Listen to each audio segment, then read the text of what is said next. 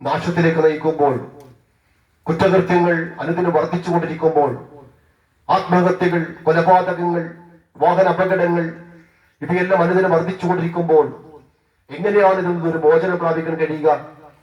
മാതാപിതാക്കന്മാർ ശ്രദ്ധിക്കണം, നമ്മുടെ കുഞ്ഞുങ്ങൾ ശ്രദ്ധിക്കണം. എന്നെ കേൾക്കുന്ന മാതാപിതാക്കന്മാരെ, എന്നെ കേൾക്കുന്ന പ്രിയ കുഞ്ഞുങ്ങളെ, ലഹരിയോട് വിട പറയുക. ലഹരി നിങ്ങളുടെ ജീവിതത്തിൽ ഒരിക്കലും ഒരു നന്മയും ചെയ്യുന്നില്ല. ശാരീരികമായി, മാനസികമായി, സാമ്പത്തികമായ എല്ലാ മേഖലകളെയും ഭാവിയെ പോലും തകർത്ത് തരിപ്പണമാക്കുന്ന മാരകമായ വിഷമാണ് ലഹരി വസ്തുക്കൾ. എന്റെ വ്യക്തിപരമായ ജീവിതത്തിൽ, എന്റെ യൗവനത്തിൽ സന്തോഷത്തിന് വേണ്ടി, സമാധാനത്തിന് വേണ്ടി ഞാനും ലഹരി ഉപയോഗിച്ചിട്ടുണ്ട്. അന്നത്തെ കാലത്ത് കഞ്ചാവായിരുന്നു, മദ്യമായിരുന്നു, ഇതൊക്കെ ഉപയോഗിച്ചു. പക്ഷേ ഞാൻ വിചാരിച്ചത് അതൊക്കെയും എനിക്ക് സന്തോഷം തരുമെന്നാണ്. പക്ഷെ താൽക്കാലികമായ സന്തോഷവും സമാധാനവും മാത്രമായിരുന്നു അത് തന്നത്.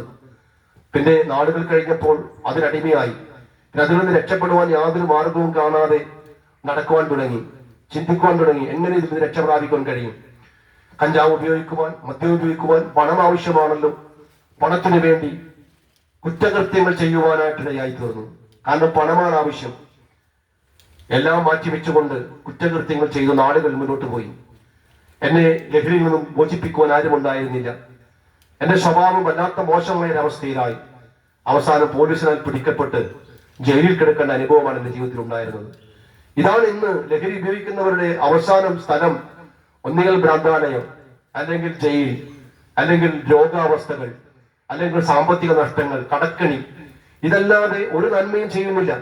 എന്റെ വ്യക്തിപരമായ ജീവിതത്തിലെ അനുഭവം വിളിച്ചു പറയുന്നത്, ലഹരി എന്നെ സമാധാനമില്ലായ്മയിലേക്കും സന്തോഷമില്ലായ്മയിലേക്കും, എല്ലാ വിധത്തിലും വ്യക്തിത്വം നഷ്ടപ്പെട്ടവനായി, എല്ലാവരും വെറുക്കപ്പെട്ടവനായി തീർന്ന ഒരവസ്ഥയാണ് എന്റെ ജീവിതത്തിൽ ഉണ്ടായത്. കേസുകളുമായി വർഷങ്ങളോളം കോടതി കയറി ഇറങ്ങുന്നതായ അനുഭവങ്ങൾ. പ്രിയപ്പെട്ടവരെ, ഒരു വല്ലാത്ത ദുരന്തമാണ് നമ്മുടെ ജീവിതത്തിൽ ലഹരി വരുത്തി വെക്കുന്നത്. എന്തുകൊണ്ടാണ് ഇങ്ങനെ മനുഷ്യൻ ലഹരി ഉപയോഗിക്കുന്നത്? എന്താണ് മനുഷ്യന് സമാധാനമില്ലാത്തതിനും സന്തോഷമില്ലായ്മയ്ക്ക് പ്രധാനമായ കാരണം? എന്തുകൊണ്ടാണ് മനുഷ്യൻ ഇങ്ങനെ കുറ്റകൃത്യങ്ങൾ ചെയ്യുന്നത്? നമ്മുടെ യുവാക്കന്മാർ എന്തുകൊണ്ടാണ്, യുവതികൾ എന്തുകൊണ്ടാണ് ലഹരിക്ക് അടിമകളായി തീരുന്നത്? പ്രിയമുള്ളവരെ, അതിനുള്ളൊരു ഉത്തരം ചില വാക്കുകളിൽ പറയുവാൻ ആഗ്രഹിക്കുകയാണ്. ഞാൻ മനസ്സിലാക്കിയതായ കാര്യം, ബൈബിൾ ആണ് എനിക്കതിനുള്ള ഉത്തരം നൽകിയത്. ബൈബിൾ ലോകത്തിലെ ഏറ്റവും കൂടുതൽ ഭാഷകളിൽ പ്രസിദ്ധീകരിക്കപ്പെട്ടുകൊണ്ടിരിക്കുന്ന, അച്ചടിക്കപ്പെട്ടുകൊണ്ടിരിക്കുന്ന ഒരു പുസ്തകമാണ് ബൈബിൾ. ആ ബൈബിൾ ഇന്ന് ലോകത്തിൽ ഏറ്റവും കൂടുതൽ ആളുകൾ വായിച്ചുകൊണ്ടിരിക്കുകയാണ്. ബൈബിൾ എവിടെയെല്ലാം എത്തിയിട്ടുണ്ടോ അവിടെയെല്ലാം സ്വാതന്ത്ര്യം ഉണ്ടായിട്ടുണ്ട്. തടവറയിൽ കിടക്കുന്നവരുടെ അടുക്കിലേക്ക് ബൈബിൾ എത്തിയപ്പോൾ അനേക ജീവിതങ്ങളുടെ ഹൃദയങ്ങളിൽ രൂപാന്തരമുണ്ടായി. അവർ അന്ധകാരത്തിൽ നിന്നും അത്ഭുത പ്രകാശത്തിലേക്ക് കടന്നു വന്നതായ അനേക അനുഭവങ്ങൾ നിങ്ങൾക്ക് പങ്കുവെക്കുവാനുണ്ട്. അനേകർ തടവറയിൽ നിന്നും കുറ്റവാളികളായ, വളരെ ക്രൂരന്മാരായിരിക്കുന്ന ആളുകൾ ബൈബിൾ വായിച്ച് ആ ബൈബിളിലെ പ്രതിപാദ്യ വിഷയമാകുന്ന കർത്താവ് യേശുക്രിസ്തുവിനെ മനസ്സിലാക്കി ഈ മോചനം പ്രാപിച്ച, പാപമോചനം പ്രാപിച്ച, അല്ലെങ്കിൽ സമാധാനം, സന്തോഷം അനുഭവിച്ചതായ അനേകരെ എനിക്കറിയാം. നിങ്ങൾക്ക് പരിചയപ്പെടുത്തുവാൻ കഴിയും. ഈ ബൈബിൾ എവിടെയെല്ലാം എത്തിയിട്ടുണ്ടോ അവിടെയെല്ലാം മാറ്റങ്ങൾ ഉണ്ടായിട്ടുണ്ട്. എന്റെ വ്യക്തിപരമായ ജീവിതത്തിൽ ബൈബിൾ എത്തിയപ്പോഴാണ് എന്റെ ജീവിതത്തിൽ മാറ്റങ്ങൾ ഉണ്ടായത്.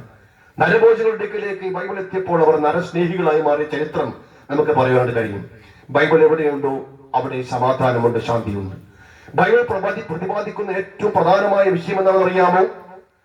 ഈ മനുഷ്യന്റെ സകല പ്രശ്നങ്ങൾക്കും കാരണം മദ്യമാണ്, മയക്കുമരുന്നാണ്, എല്ലാം ആണെങ്കിൽ തന്നെയും ഏറ്റവും പ്രധാനമായ ഒരു വിഷയം മനുഷ്യനിൽ കൊടുകൊള്ളുന്ന പാപമാണ്. പാപം എന്താണ്? പാപം അനുസരണക്കേടാണ്. പാപം നിയമലംഘനമാണ്. പാപം അന്ധകാരത്തിൽ കഴിയുന്നതാണ്. പാപം. പ്രിയമുള്ളവരെ, നാം ഈ സമൂഹത്തിൽ ചെയ്യേണ്ട അനേക നന്മകളുണ്ട്. ആ നന്മകൾ ചെയ്യാതിരിക്കുന്നത് പാപമാണ്. ഈ സമൂഹത്തിൽ ചെയ്യാൻ പാടില്ലാത്ത അനേക തിന്മകളുണ്ട്. ആ തിന്മകൾ ചെയ്യുന്നതാണ് പാപം. മനുഷ്യനെല്ലാം പാപികളാണെന്ന് ബൈബിൾ പറയുന്നു. ബൈബിൾ പറയുന്നു, ഏക മനുഷ്യനാൽ പാപവും പാപത്താൽ മരണവും ലോകത്തിൽ വന്നു. ഒരു വ്യത്യാസവുമില്ല. എല്ലാവരും പാപം ചെയ്ത് ദൈവദേശത്തില്ലാത്തവരായി തീർന്നിരിക്കുന്നു. ഈ പാപത്തിന്റെ ശമ്പളം മരണമാണ്. ദൈവം മനുഷ്യരെ സൃഷ്ടിച്ച് ഏദൻ തോട്ടത്തിലാക്കിയപ്പോൾ അവർക്ക് സൗന്ദര്യമുണ്ടായിരുന്നു, ആരോഗ്യമുണ്ടായിരുന്നു, അവർക്ക് ആ ജ്ഞാനമുണ്ടായിരുന്നു, അവർക്ക് സമാധാനമുണ്ടായിരുന്നു, സന്തോഷമുണ്ടായിരുന്നു. എന്നാൽ ദൈവം അവർക്ക് നൽകിയ കൽപ്പന അവർ ലംഘിച്ചപ്പോൾ, ദൈവത്തെക്കാളും കൂടുതൽ സാത്താന്യ ശക്തി പറഞ്ഞതായ കാര്യങ്ങൾ അവർ അനുസരിച്ചപ്പോൾ അവരുടെ ജീവിതത്തിൽ പാപമുണ്ടായി. അങ്ങനെയാണ് ഏക മനുഷ്യനാൽ പാപവും പാപത്താൽ മരണവും ലോകത്തിൽ കടന്നു വന്നത്. പ്രിയമുള്ളവരെ, അങ്ങനെ മനുഷ്യൻ പാപിയായി ഇന്ന് ലോകത്തിൽ മുഴുവനും മനുഷ്യരെല്ലാവരും പാപികളായി തീർന്നിരിക്കുകയാണ്. പാപമാണ് മനുഷ്യന്റെ സമാധാനമില്ലായ്മയ്ക്ക് കാരണം. പാപമാണ് മനുഷ്യന്റെ സകല വേദനകൾക്കും സകല പ്രശ്നങ്ങൾക്കും കാരണം. ഈ പാപത്തിൽ നിന്ന് മോചനം എങ്ങനെ പ്രാപിക്കാൻ കഴിയും? നൂറ്റാണ്ടുകളായി എല്ലാ മതങ്ങളും പാപമോചനം പ്രാപിക്കുവാൻ ആചാരങ്ങൾ, അനുഷ്ഠാനങ്ങൾ, കർമ്മങ്ങൾ, പല വിധത്തിലുള്ളതായിരിക്കുന്ന മാർഗങ്ങൾ അവലംബിക്കുന്നു. പക്ഷേ മനുഷ്യനിൽ യാതൊരു മാറ്റവും ഉണ്ടാകുന്നില്ല. നിയമങ്ങളുണ്ട്, നിയമസംഹിതകളുണ്ട്, മതപഠനങ്ങളുണ്ട്, പക്ഷേ മനുഷ്യനിൽ മാറ്റം ഉണ്ടാകുന്നില്ല. ഒരു വ്യക്തി കുറ്റകൃത്യം ചെയ്താൽ അവനെ അറസ്റ്റ് ചെയ്യാൻ പോലീസുണ്ട്. അവനെ തടങ്കലിൽ വെക്കുവാൻ, ജയിലിലേക്ക് അയക്കുവാൻ അവൻ നിയമസംഹിതകളുണ്ട്, കോടതികളുണ്ട്. പക്ഷെ ഒരു വ്യക്തിയെ ശിക്ഷിച്ച് ജയിലിലേക്ക് ആക്കിയാൽ 10-20 വർഷം കഴിഞ്ഞാലും അവന്റെ ജീവിതത്തിൽ യാതൊരു മാറ്റവും ഉണ്ടാകുന്നില്ല. അപ്പോൾ നിയമങ്ങൾക്കോ നിയമസംഹിതകൾക്കോ കോടതികൾക്കോ ജയിലുകൾക്കോ മനുഷ്യരിൽ മാറ്റം വരുത്തുവാൻ കഴിയുന്നില്ല. മനുഷ്യന്റെ ജീവിതത്തിൽ മാറ്റമാണ് ആവശ്യം. അവരുടെ ജീവിതത്തിൽ മാനസാന്തരമാണ് ആവശ്യം. മാനസാന്തരമില്ല എങ്കിൽ യാതൊരു മാറ്റവും ഉണ്ടാകുന്നില്ല. ഇപ്പോൾ ഒരു ഡീഅഡിക്ഷൻ സെന്ററിലേക്ക് ഒരു വ്യക്തി ഞങ്ങളുടെ മുമ്പ് പറയുകയാണ്, ഭയങ്കര മദ്യപാനിയാണെങ്കിൽ മയക്കുമരുന്നിന് അടിമയാണ്, അവനെ നിങ്ങൾ രക്ഷിക്കണമെന്ന് പറഞ്ഞാൽ നമുക്ക് അങ്ങനെ പിടിച്ചു വലിച്ച് കെട്ടിയിട്ട് കൊണ്ടുപോകാനൊന്നും കഴിയുകയില്ല. അവന് മനസ്സുണ്ടാകണം, എനിക്ക് മാറ്റം വേണം, എന്റെ ജീവിതത്തിൽ രൂപാന്തരം വേണം, എന്റെ ജീവിതത്തിൽ അങ്ങനെയാണ്, എനിക്ക് ആഗ്രഹമുണ്ടായി, ഇതൊന്ന് മോചനം പ്രാപിക്കണം. അങ്ങനെ ഒരു ആഗ്രഹം ആരുടെ ഹൃദയത്തിലുണ്ടെങ്കിൽ അവരെ സഹായിക്കുവാൻ ഞങ്ങളുണ്ട്. അവരെവിടെയും കൊണ്ടുപോകുവാൻ, അവർക്ക് ചികിത്സ നൽകുവാൻ, അവർക്ക് വേണ്ടുന്ന നല്ല കാര്യങ്ങൾ ചെയ്യുവാൻ ഞങ്ങൾ തയ്യാറാണ്. അങ്ങനെ എന്റെ ജീവിതത്തിൽ ആ ബൈബിളിലൂടെ വ്യക്തമായ കാര്യങ്ങൾ മനസ്സിലാക്കൊണ്ട് കഴിഞ്ഞു പ്രിയമുള്ളവരെ. എന്നാൽ മനുഷ്യന്റെ പാപത്തിന് മാത്രം പരിഹാരം ഉണ്ടാകുന്നില്ല ഒരു കാരണവശാലും. എന്നാൽ മനുഷ്യന്റെ പാപത്തിന് പരിഹാരം ഉണ്ടാകുവാൻ എല്ലാ പരിശ്രമങ്ങളും എല്ലാവരും നടത്തിക്കൊണ്ടിരിക്കുകയാണ്. എന്നാൽ സൃഷ്ടാവായ ദൈവം മനുഷ്യനെ നോക്കിയപ്പോൾ മനുഷ്യരെല്ലാവരും പാപം ചെയ്ത് നിത്യനാശത്തിലേക്ക് പോയിക്കൊണ്ടിരിക്കുകയാണ്. പാപത്തിന് ശമ്പളം മരണമാണ്. എന്താണ് മരണം? നിത്യമായ നരകം. ഈ ലോകത്തിലും കഷ്ടപ്പാടുകളാണ്, എന്നാൽ നിത്യമായ നരകം. ബൈബിളിൽ വ്യക്തമായി പറയുന്നു, ഒരു മനുഷ്യനെ ദൈവം സൃഷ്ടിച്ചപ്പോൾ വെറുതെ ഒരു പ്രാണിയെപ്പോലെ, ഒരു ജീവജാലങ്ങളെ പോലെ എല്ലാ ദൈവം മനുഷ്യനെ സൃഷ്ടിച്ചിരിക്കുന്നത്. ഒരു മൃഗത്തെ പോലെയല്ല സൃഷ്ടിച്ചിരിക്കുന്നത്. ദൈവം ഈ ലോകത്തിലെ പ്രപഞ്ചത്തിൽ ഏറ്റവും അത്ഭുത പ്രതിഭാസമായിട്ടാണ് ദൈവം മനുഷ്യനെ സൃഷ്ടിച്ചിരിക്കുന്നത്. അവന് ശരീരമുണ്ട്, അവന് പ്രാണനുണ്ട്, ആത്മാവുണ്ട്. അത്ഭുത പ്രതിഭാസമാണ്. മനുഷ്യന്റെ ആത്മാവിനെ കുറിച്ച് ബൈബിൾ പറഞ്ഞിരിക്കുന്നത്, ഒരു മനുഷ്യൻ സർവ്വലോകവും നേടിയാലും തന്റെ ആത്മാവിനെ നഷ്ടമാക്കിയാൽ എന്ത് പ്രയോജനം? സർവ്വലോകത്തെക്കാൾ വിലപിടിപ്പുള്ളവനാണ് മനുഷ്യൻ. ആ മനുഷ്യന്റെ ആത്മാവിന് വലിയ വിലയാണ്. എന്നാൽ ആ ആത്മാവിന്റെ നാശം എങ്ങനെ സംഭവിക്കുന്നത്? പാപം കാരണമാണ്.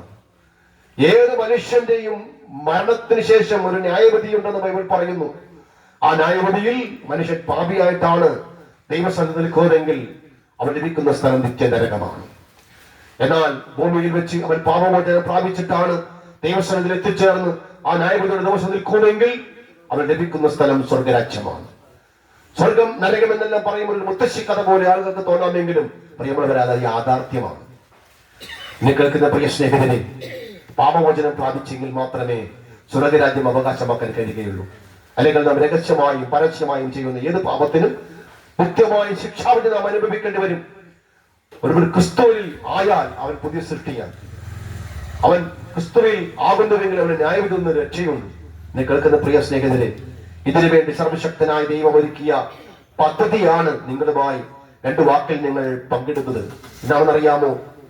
ഈ മനുഷ്യന്റെ നിത്യമായ നാശത്തിൽ നിന്ന്, നിത്യമായ മരണത്തിൽ നിന്ന്, നിത്യമായ നരകത്തിൽ നിന്ന് മനുഷ്യനെ രക്ഷിക്കുവാൻ, മനുഷ്യന്റെ പാപത്തിന് മോചനം നൽകുവാൻ, മനുഷ്യന് സമാധാനം നൽകുവാൻ, സന്തോഷം നൽകുവാൻ, നിത്യജീവൻ നൽകുവാൻ വേണ്ടി ലോകത്തിൽ വന്ന ഏക വ്യക്തിയാണ് കർത്താവായ യേശുക്രിസ്തു.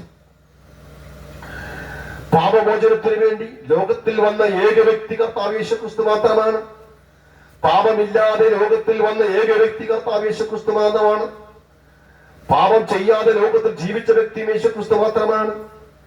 മനുഷ്യരാശിക്ക് വേണ്ടി അത്ഭുതങ്ങളും അടയാളങ്ങളും ചെയ്ത ഏക വ്യക്തി, മരിച്ചവരെ ഉയർപ്പിച്ച, രോഗികളെ സൗഖ്യമാക്കിയ, സമാധാനം നൽകിയ, സന്തോഷം നൽകിയ ഏക വ്യക്തി കർത്താവ് യേശുക്രിസ്തു മാത്രമാണ്. വ്യക്തമായി ദൈവത്തിന്റെ വചനം പഠിപ്പിച്ച, ഉപദേശിച്ച, ഉപദേഷ്ടാവായിരിക്കുന്ന ഏക വ്യക്തി കർത്താവ് യേശുക്രിസ്തു മാത്രമാണ്. യേശു ഉപദേശിച്ചതുപോലെ, യേശു പ്രസംഗിച്ചതുപോലെ, യേശു ചെയ്തതുപോലെ ലോകത്തിൽ ഇതുവരെയും ആരും ചെയ്തിട്ടില്ല പ്രിയമുള്ളവരെ. ആ യേശു ലോകത്തിൽ വന്നത് ഒരു മതം സ്ഥാപിക്കുവാനോ രാഷ്ട്രം സ്ഥാപിക്കുവാനോ ലോകത്തിലൊരു വലിയ സ്ഥാനം മാനങ്ങൾ നേടിക്കൊണ്ടൊരു ജീവിതം നയിക്കുവാൻ വേണ്ടി ആയിരുന്നില്ല. മാനവരാശിയുടെ പാപങ്ങൾക്ക് പരിഹാരം വരുത്തുവാൻ, പാപിയായ മനുഷ്യനെ രക്ഷിക്കുവാൻ പാപമില്ലാത്തവനായ ലോകത്തിൽ വന്നവനാണ് കർത്താവായ യേശു. ആ യേശു വന്നത് ചരിത്രാതീതനായ ദൈവമാണ്. അവൻ ചരിത്രത്തെ AD എന്ന് BC എന്ന് രണ്ടായി വിഭജിച്ചുകൊണ്ട് ചരിത്രത്തിന്റെ കേന്ദ്ര ബിന്ദുവായി മാറിയ ചരിത്ര പുരുഷനായ കർത്താവായ യേശു. യേശു വന്നത് എന്റെയും നിങ്ങളുടെയും പാപങ്ങൾക്ക് വേണ്ടി കാൽവരി കുരിശിൽ യാഗമാകുവാൻ വേണ്ടിയായിരുന്നു. തന്റെ മരണത്തിലൂടെ, തന്റെ അവസാനത്തോടെ രക്തത്തിലൂടെ മനുഷ്യവർഗത്തിന് പാപമോചനം നൽകുവാൻ ജാതി എന്നില്ല, മതമെന്നില്ല, വർഗമെന്നില്ല, വർണ്ണമെന്നില്ല, സകല മനുഷ്യരുടെയും പാപങ്ങൾക്ക് പരിഹാരം വരുത്തുവാൻ വേണ്ടിയാണ് കർത്താവ് യേശു ലോകത്തിൽ കടന്നു വരേണ്ടി തീർന്നത്. എന്റെ പ്രിയമുള്ളവരെ, ആ ലോകത്തിൽ ജീവിച്ചു. അവസാനം ഒരു തെറ്റും ചെയ്യാതെ, ഒരു കുറ്റം ചെയ്യാതെ റോമൻ ഗവൺമെന്റ് തന്നെ അറസ്റ്റ് ചെയ്തു. അതെല്ലാം പ്രവചനത്തിന്റെ നിവൃത്തീകരണമായിരുന്നു. ആളുകൾ ചോദിക്കാറുണ്ട്, ദൈവമായ യേശുവിനെ എങ്ങനെ ക്രൂശിക്കാൻ കഴിഞ്ഞു? അവനെങ്ങനെ അറസ്റ്റ് ചെയ്യാൻ കഴിഞ്ഞു?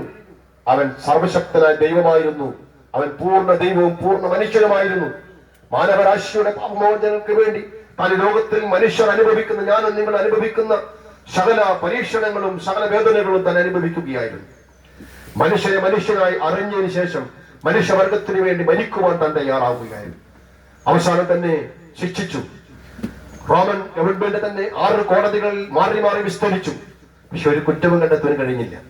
ഒരു തെറ്റും തന്റെ ജീവിതത്തിൽ കാണുവാൻ കഴിഞ്ഞില്ല. റോമൻ ചരിത്രത്തിൽ ആദ്യമായി ഒരു പാപവും ചെയ്യാത്ത, ഒരു തെറ്റും ചെയ്യാത്ത ഒരു വ്യക്തിയെ ശിക്ഷ വിധിക്കുന്നത് ആദ്യമായിട്ടായിരുന്നു. ലോകത്തിൽ അന്നത്തെ കാലത്ത് ഭീകരവാദികൾക്കും തീവ്രവാദികൾക്കും നൽകിയ ശിക്ഷയായിരുന്നു ക്രൂശുമരണം എന്ന് പറയുന്നത്. തന്റെ ക്രൂശുമരണം താൻ ഏറ്റെടുക്കുകയായിരുന്നു. പ്രിയമുള്ളവരെ, ചാട്ടവാറുകൾ കൊണ്ടുള്ള അടി, തലയിൽ മുൾമുടി ധരിച്ചു, ശരീരമാസകലം തന്റെ താടി രോമങ്ങളെല്ലാം പിഴുതെഴുതു, ശരീരമാസകലം മുറിവുകളുമായി രക്തം മാറുന്നൊലിച്ചു, നഗ്നപാതനായി കാൽവരിക്കുന്നിലേക്ക് തന്നെ നടത്തി. കാലുകളിൽ അണികൾ തറച്ചു തന്നെ ക്രൂശിച്ചു. അവസാനത്തുള്ള രക്തം വരെയും കാൽവരി കൊലക്കുളത്തിൽ ഒഴുക്കി. ആർക്ക് വേണ്ടി? എനിക്ക് വേണ്ടി, നിങ്ങൾക്ക് വേണ്ടിയും. യേശുവിന്റെ മരണം ഒരു സാധാരണ ഒരു മനുഷ്യന്റെ മരണമായിരുന്നില്ല. യേശുവിന്റെ മരണം ഒരു ആത്മഹത്യയായിരുന്നില്ല. യേശുക്രിസ്തുവിന്റെ മരണം ഒരു രക്തസാക്ഷിത്വ മരണമായിരുന്നില്ല. വാർദ്ധക്യാവസ്ഥയിൽ മരിച്ച ഒരു അവസ്ഥയായിരുന്നില്ല. ഒരു പ്രായശ്ചിത്ത ബലിയായിരുന്നു. എന്റെ നിങ്ങളുടെ പാപങ്ങൾക്ക് പരിഹാരമായി ഞാനും നിങ്ങളും അനുഭവിക്കേണ്ട ശിക്ഷയാണ്, ഞാനും നിങ്ങൾ അനുഭവിക്കേണ്ട ആ ശിക്ഷയാണ് കർത്താവ് യേശു ക്രൂശിൽ വഹിക്കുവാനാണ് തീർന്നത്. തന്റെ മരണത്തിന് താൻ തന്നെ തന്നെ ഏൽപ്പിച്ചു കൊടുത്തു. പക്ഷേ മരണത്തിനെ തോൽപ്പിക്കാൻ സാധ്യമായിരുന്നില്ല. മരണത്തെ തോൽപ്പിച്ചുകൊണ്ട്, റോമൻ മുദ്ര പൊട്ടിച്ചുകൊണ്ട് 3-ാം ദിവസം കല്ലറ പിളർന്ന് താൻ ഉയർത്തെഴുന്നേറ്റു. യേശു വിളിച്ചു പറഞ്ഞിരുന്നു, ഞാൻ പുനരുത്ഥാനവും ജീവനുമാണ്. താൻ പുനരുത്ഥാനം ചെയ്തു, ജീവനുള്ളവനായി പുറത്തേക്ക് വന്നു. അത് തന്നെ വിളിച്ചു പറയുന്നത്, ഒരു മനുഷ്യന്റെ മരണത്തോടുകൂടെ ഒന്നും അവസാനിക്കുന്നില്ല, ഒരു പുതിയ ജീവിതമുണ്ട്. പ്രിയമുള്ളവരെ, ഈ ലോകത്തിലുള്ള ജീവിതം കൊണ്ട് ഒരു മനുഷ്യന്റെ ജീവിതം അവസാനിക്കുന്നില്ല. ഒരു ജീവിതം നമുക്കുണ്ട് പ്രിയമുള്ളവരെ. ഒരു സന്തോഷത്തിന്റെയും സമാധാനത്തിന്റെയും ആനന്ദത്തിന്റെയും സൗഭാഗ്യകരമായ ഒരു ജീവിതം നമുക്കുണ്ട്. ആ സുദിനത്തിന് വേണ്ടി നാം കാത്തിരിക്കുകയാണ്. അത് സ്വർഗരാജ്യത്തിലൊക്കെയുള്ളതായിരിക്കുന്ന വാസമാണ്. പ്രിയമുള്ളവരെ, അത് യേശുക്രിസ്തു ഉയർത്തെഴുന്നേൽപ്പിലൂടെ വ്യക്തമാക്കുകയാണ്. ആ യേശുക്രിസ്തു ഉയർത്തെഴുന്നേറ്റ് 40 ദിവസത്തോളം തന്നെ ശിഷ്യന്മാർക്ക് താൻ ജീവിച്ചിരിക്കുന്നുവെന്നുള്ള അടയാളങ്ങളിലൂടെ, ദൃഷ്ടാന്തങ്ങളോടെ താൻ കാണിച്ചു കൊടുത്തു. അവസാനം താൻ സ്വർഗാരോഹണം ചെയ്തു. പ്രിയമുള്ളവരെ, യേശുക്രിസ്തു വിളിച്ചു പറഞ്ഞു, ഞാൻ വീണ്ടും വരും. യേശുവും ശിഷ്യന്മാരും ഒരിക്കൽ ഒലിവുമലയിൽ ഇരിക്കുമ്പോഴത്തെ സമയത്ത് താൻ അവരോട് പറഞ്ഞു. ശിഷ്യന്മാർ ചോദിച്ചു, ഗുരുവേ, ഉടെ വരവിനും ലോകാവസാനത്തിനുള്ള അടയാളം എന്താ? യേശു പറഞ്ഞു, ലോകത്തിൽ നിന്ന് നടന്നുകൊണ്ടിരിക്കുന്ന സംഭവങ്ങൾ തന്നെ. യുദ്ധങ്ങളുണ്ടാകും, ക്ഷാമമുണ്ടാകും, ഭൂകമ്പമുണ്ടാകും, പലതും വിളിച്ചു പറഞ്ഞു. പ്രിയമുള്ളവരെ, 2000 വർഷങ്ങൾക്ക് മുമ്പ് പറഞ്ഞ കാര്യങ്ങളെല്ലാം ഇന്ന് യാഥാർത്ഥ്യമായി തീർന്നുകൊണ്ടിരിക്കുകയാണ്. യേശുക്രിസ്തു ഒരു പ്രത്യേക പദം ഇങ്ങനെ പറയുകയുണ്ടായി, അധർമ്മം പെരുകുന്നത് കൊണ്ട് അനേകരുടെ സ്നേഹം തണുത്തു പോകും എന്ന് പറഞ്ഞാൽ, പാപം പെരുകുന്നത് കൊണ്ട് അനേകരുടെ സ്നേഹം തണുത്തു പോകും. ഇന്നത്തെ വാർത്തകൾ നിറഞ്ഞു നിൽക്കുന്നത് അത് തന്നെയല്ലേ? സ്വന്തം മാതാവ് തന്റെ കുഞ്ഞിനെ വലിച്ചെറിയുന്നു, സ്വന്തം പിതാവ് തന്റെ സ്വന്തം മകളെ പീഡിപ്പിക്കുന്നു, സ്വന്തം മകളെ കൊലയ്ക്ക് കൊടുക്കുന്നു. തമ്മിൽ കുടുംബങ്ങളിൽ സ്നേഹമില്ല, മാതാപിതാക്കന്മാർ തമ്മിൽ, ഭാര്യ ഭർത്താക്കന്മാർ തമ്മിൽ, കുഞ്ഞുങ്ങൾ തമ്മിൽ. എവിടെയാണ് സ്നേഹമുള്ളത്? പാപം പെരുകിയിരിക്കുകയാണ്. അതുകൊണ്ട് തന്നെ സ്നേഹം ഇല്ലാതെയായി തീർന്നിരിക്കുകയാണ്. അതിന്റെ അർത്ഥം കർത്താവ് യേശുവിന്റെ വരവ് അടുത്തിരിക്കുന്നു. ഏത് നിമിഷം യേശുക്രിസ്തുവിന്റെ വരവ് വരാം. ആ സമയത്ത് നാം പാപമോചനം പ്രാപിച്ചാൽ സ്വർഗ്ഗരാജ്യത്തിലേക്ക് പോകാം. എങ്ങനെ പാപമോചനം പ്രാപിക്കാൻ കഴിയും? എന്റെ വ്യക്തിപരമായ ജീവിതത്തിൽ ഞാൻ ഇതെല്ലാം മനസ്സിലാക്കിയപ്പോൾ യേശുക്രിസ്തുവിനെ എന്റെ ദൈവമായി ഒരു രക്ഷകൻ എന്റെ ജീവിതത്തിലേക്ക് സ്വീകരിച്ചു. എന്റെ പാപങ്ങൾ ഞാൻ ഏറ്റുപറഞ്ഞു, ഉപേക്ഷിച്ചു. അങ്ങനെ എന്റെ ജീവിതത്തിലേക്ക് യേശുക്രിസ്തു കടന്നു വന്നപ്പോൾ, ബൈബിൾ സത്യങ്ങൾ മനസ്സിലാക്കിയപ്പോൾ എന്റെ ജീവിതം മാറി. ഒരുവൻ ക്രിസ്തുവിലായാൽ അവൻ പുതിയ സൃഷ്ടിയാകുന്നു, പഴയത് കഴിഞ്ഞുപോയി, ഇതാ സകലം പുതുതായിരിക്കുന്നു. എന്റെ ജീവിതത്തിൽ അങ്ങനെ സംഭവിച്ചു. എന്റെ കൂടെയുള്ള സ്നേഹിതന്മാരുടെ ജീവിതത്തിലും അങ്ങനെ തന്നെയാണ് സംഭവിച്ചത്. അതുകൊണ്ട് എന്നെ കേൾക്കുന്ന പ്രിയ സ്നേഹിതരെ, എന്റെ വാക്കുകൾക്ക് ഞാൻ വിരാമം കുറിക്കട്ടെ. നിങ്ങൾ മദ്യപാനികളാണോ, മയക്കുമരുന്നടിമകളാണോ, നിങ്ങൾ ദുഃഖത്തിലാണോ, വേദനയിലാണോ, ഭാരത്തിലാണോ, രോഗങ്ങളിലാണോ, തീരാ പ്രശ്നങ്ങളിലൂടെ നിങ്ങൾ കടന്നു പോകുന്നവരാണോ, ഏത് അവസ്ഥയിലും നിങ്ങൾ ആയിക്കൊള്ളട്ടെ, അതിനെല്ലാം പ്രധാനമായ കാരണം പാപമാണ്.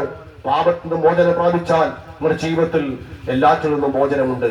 അങ്ങനെ പാപമോചനം പ്രാപിക്കുവാൻ നിങ്ങൾ ആഗ്രഹിക്കുന്നുവെങ്കിൽ, നിങ്ങളുടെ ജീവിതം മാറി ഒരു പുതിയ ജീവിതം നയിക്കണമെന്ന് നിങ്ങൾ ആഗ്രഹിക്കുന്നുവെങ്കിൽ, നിങ്ങൾ ചെയ്യേണ്ടതായ ഒറ്റ കാര്യം, പ്രിയമുള്ളവരെ, കർത്താവ് യേശുവേ, ഞാനൊരു പാപിയാണ്. എന്റെ പാപപരിഹാരത്തിനുള്ളത് ലോകത്തിലും എനിക്ക് വേണ്ടി മരിച്ചു അടക്കപ്പെട്ട് ഉയർത്തെഴുന്നേറ്റ് ഞാൻ വിശ്വസിക്കുന്നു. എന്റെ അനേകമായ പാപങ്ങളെ ക്ഷമിക്കണമേ. അങ്ങനെ ഒരു ദൈവമായി എന്റെ കർത്താവായ രക്ഷകൻ എന്റെ ജീവിതത്തിലേക്ക് കടന്നു വരണമേ. എന്റെ പുതിയ മനുഷ്യനാക്കി തീർക്കണമേ എന്നൊരു വാക്ക് നിങ്ങൾ പ്രാർത്ഥിച്ചാൽ നിങ്ങളുടെ ജീവിതം മാറും. എന്റെ ജീവിതം മാറി, എന്റെ സ്നേഹിതന്മാരുടെ ജീവിതം മാറി. ആ മാറ്റത്തിലേക്ക് നിങ്ങളെ ഓരോരുത്തരെയും ഞങ്ങൾ സ്നേഹത്തോടെ സ്വാഗതം ചെയ്യുകയാണ്. പ്രിയമുള്ളവരെ, മദ്യപാനത്തിനോ മയക്കുമരുന്നിന് അടിമകളായ ആരെങ്കിലും ഞങ്ങൾ കേൾക്കുന്നുവെങ്കിൽ നിങ്ങളെ സഹായിക്കുവാൻ ഞങ്ങൾ തയ്യാറാണ്. ഡിഎക്ഷൻ സെന്ററുകൾ ഞങ്ങൾ നടത്തുന്നുണ്ട്. പ്രിയമുള്ളവരെ, അവിടേക്ക് നിങ്ങൾക്ക് സ്വാഗതമാണ്. നിങ്ങളുടെ ജീവിതം മാറണം. ഞങ്ങളുടെ ഈ പ്രോഗ്രാമിന്റെ ഒറ്റ ലക്ഷ്യം നിങ്ങളുടെ ജീവിതം മാറണം. നിങ്ങൾ സമാധാനമുള്ളവരാകണം, സന്തോഷമുള്ളവരാകണം, ആരോഗ്യമുള്ളവരാകണം, സാമ്പത്തിക ഭദ്രതമാരായി തീരണം. നിങ്ങൾ നശിക്കുവാൻ ഞങ്ങൾ ആഗ്രഹിക്കുന്നില്ല. ഞങ്ങൾ നിങ്ങളെ സ്നേഹിക്കുന്നു. ഞങ്ങൾ മാത്രമല്ല, ഞങ്ങൾ പ്രസംഗിക്കുന്ന കർത്താവ് യേശുക്രിസ്തു നിങ്ങളെ സ്നേഹിക്കുന്നു. നിങ്ങൾക്ക് വേണ്ടി അവസാനത്തുള്ള രക്തം വരെയും ജീവൻ വരെയും നൽകി തന്നതായ കർത്താവ് യേശു നിങ്ങളെ സ്നേഹിക്കുന്നു.